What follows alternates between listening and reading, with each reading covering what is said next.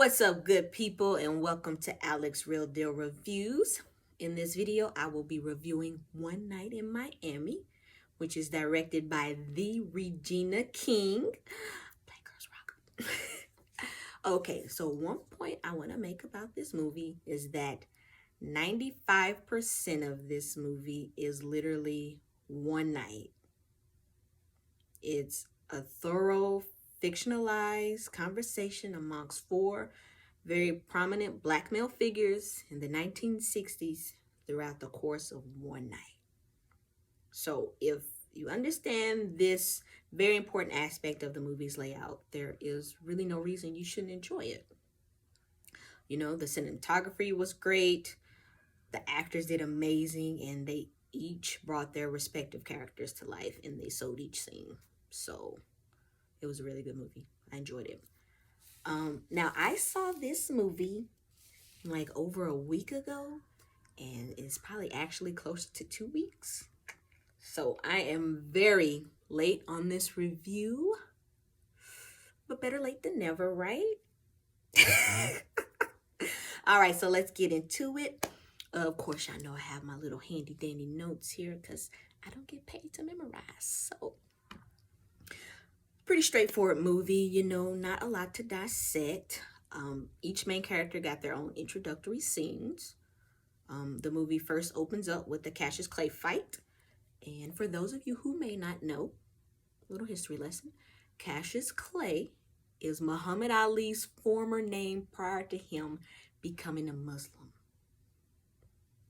Just a little history lesson if for some reason you watched this movie and you did not know that. I got you. All right. And a little side note, Ali really talked trash like no other. Like he has to be rated as the number one trash talker. And thank God he could fight to back it up because, whew, I know his opponents were fuming. But hey, he backed it up, so I can't be mad. All right, next scene, we are introduced to Sam Cooke, who is performing as the very white Copacabana. And listen, the performance was doomed before he even got on stage. He did not do a good job.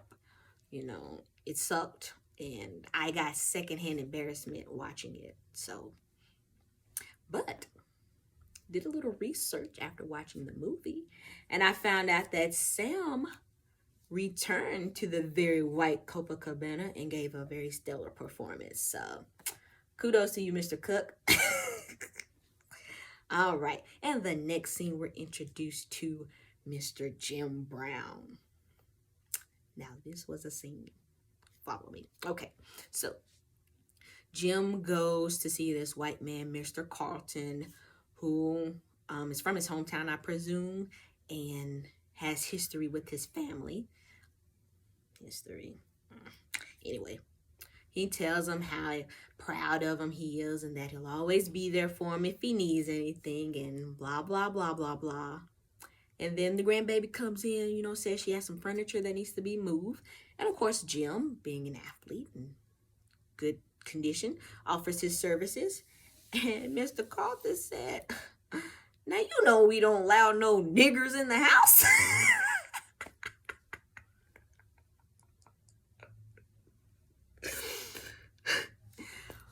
That man sat in Jim's face and gave him the I have a dream speech and then said, whoa there, nigger. I know you're not trying to come in my house. Oh, I'm sorry. Listen, that scene really stuck out to me the most because it said so much, you know, like you go through hoops, you know, folks smiling in your face, singing your praises, but then at the end of the day, they won't even let you come in their house. Like, and it's not because of who you are, it's because of who they are and their beliefs, messed up beliefs, you know. So to me, that scene was the entire foundation of the whole movie and the conversation they had because, you know, at the end of the day, you're black and no one is going to let you forget you're black. So, all right, I got a little off topic there. Rein myself back in here. All right, we back. So, last up, we're introduced to Malcolm X, who is in the midst of leaving the nation. And pretty much he has no support from the leaders, and he's basically on his own. So, he's really banking on Cassius transitioning to become a Muslim so that he'll join him as he creates his new nation.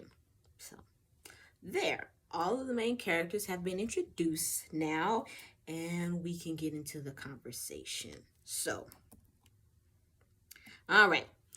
Ali beats Sonny Liston and becomes a new heavyweight champion. And all of the characters go to Malcolm's room to celebrate. Or so they thought.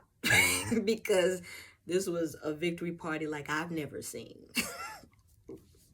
Malcolm was a horrible host.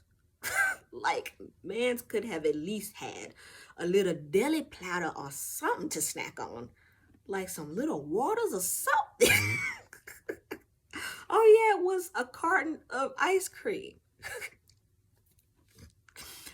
4 grown men. And this man really brought out a carton of ice cream.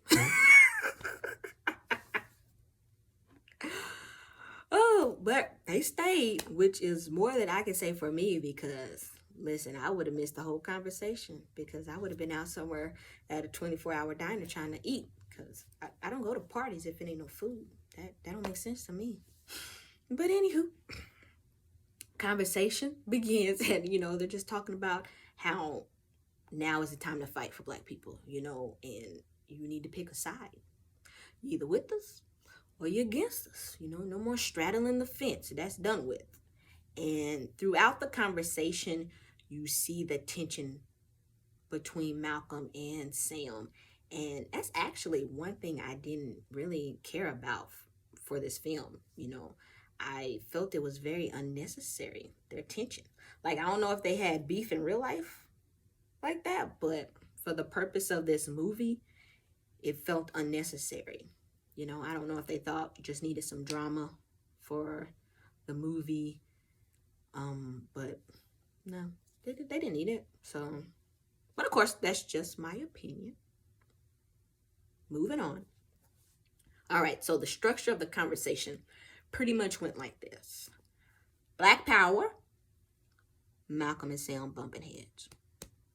I said Black Power, Malcolm and Sam bumping heads. Oh, okay, so that was a really very, very, very simplified summary. But, if you want a detailed summary, go watch the movie.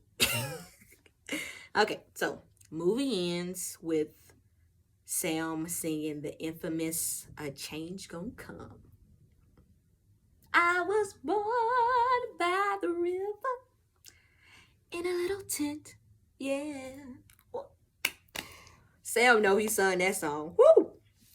And yeah, I couldn't think of a better way to end the movie than that. So that was a very nice touch. So good job on that one. All right, but that was One Night in Miami. Besides a couple of things I didn't really care for. Overall, I thought it was a very good movie, and the movie made the point that it wanted to make. And I think y'all should check it out. It's still streaming on Amazon Prime. I'll put the link in the description. Okay? So, thanks for watching, and I'm off to the next review.